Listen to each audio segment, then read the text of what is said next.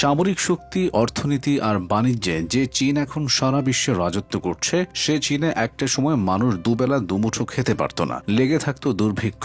পাশাপাশি অভ্যন্তরীণ লড়াই আর ক্ষমতার দ্বন্দ্ব তো ছিলই। অথচ মাত্র কয়েক দশকে সেই চীন এখন আমেরিকার সাথে টেক্কা দিচ্ছে। আমেরিকাও চীনকে সবচেয়ে বড় প্রতিপক্ষ বলে মনে করে। কিন্তু চীন কিভাবে এত দ্রুত সব দিকে উন্নতি করল, বিস্তারিত জেনে নেওয়া যাক। 1949 থেকে 1976 সাল পর্যন্ত চীনের ক্ষমতায় ছিল দেশটির কমিউনিস্ট পার্টির নেতা মাও সেতুং।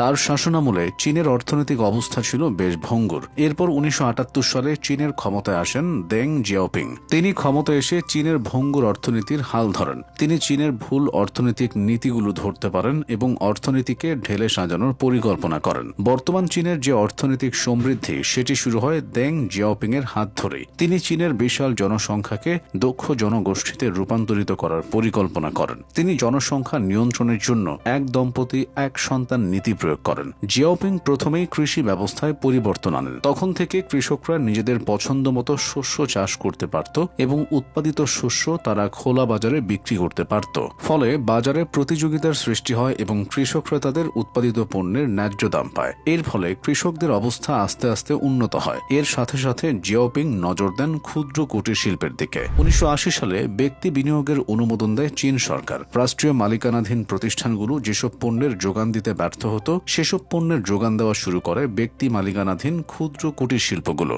ফলে শিল্পক্ষেত্রেও চীন আস্তে আস্তে এগিয়ে যায়। দেং জিয়াওপিং পরিবর্তন আনেন চীনের ব্যাংকিং ব্যবস্থাতেও। 1978 সালের আগে চীনে পিপলস ব্যাংক অফ চায়না নামে একটিমাত্র ব্যাংক ছিল, যেটি একই সাথে কেন্দ্রীয় এবং ব্যবসায়িক ব্যাংক হিসেবে কাজ করত। 1978 সালের পর ব্যাংকটি একটি আধুনিক ব্যাংকিং নীতিমালা তৈরি করে এবং গঠিত হয় ব্যবসায় ব্যাংক, বিনিয়োগ ব্যাংক, ট্রাস্ট এবং বীমা সংস্থা। ফলে অর্থনৈতিক চাকা আরও গতিশীল হয়। দেং জিয়াওপিং বৈদেশিক বাণিজ্যের নীতিতেও পরিবর্তন আনেন। তখনকার চীনে শ্রম সস্তা থাকায় বিদেশি বিনিয়োগকারীরা সেখানে বিনিয়োগের প্রতি আকৃষ্ট হয়।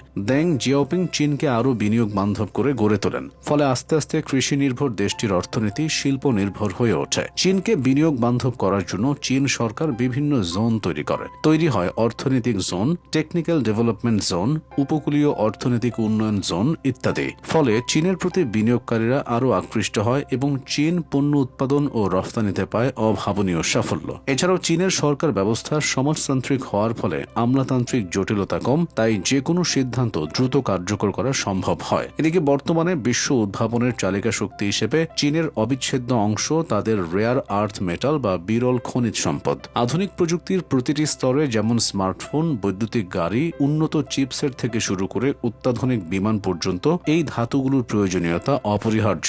চীন বর্তমানে বিশ্বের প্রায় 90% বিরল খনিজ প্রক্রিয়াজাতকরণ নিয়ন্ত্রণ করে, যা তাদের উদ্ভাবনের দৌড়ে অপ্রতিদ্বন্দ্বী করে তুলেছে। চীনের খনিজ ভাণ্ডারের উপর আমেরিকার মতো শক্তিশালী রাষ্ট্রকেও ব্যাপকভাবে নির্ভর করতে হয়। মার্কিন প্রতিরক্ষা সরঞ্জাম এবং উচ্চ প্রযুক্তির গ্রিন এনার্জি সেক্টর মূলত চীনের সরবরাহ চেইনের উপর নির্ভরশীল। যদি চীন এই খনিজ রফতানি সীমিত করে দেয়, তবে বৈশ্বিক প্রযুক্তি বাজারে বড় ধরনের বিপর্যয় নেমে আসতে পারে। অর্থাৎ কৃষি বাজার উন্মুক্তকরণ, কুটির শিল্পের উন্নতি, ব্যক্তি বিনিয়োগের স্বাধীনতা, বৈদেশিক বিনিয়োগ, আধুনিক ব্যাংক ব্যবস্থা, দ্রুত শিল্পায়ন ও নগরায়ন, সব মিলিয়ে চীন হয়ে উঠেছে অপ্রতিরোধ্য।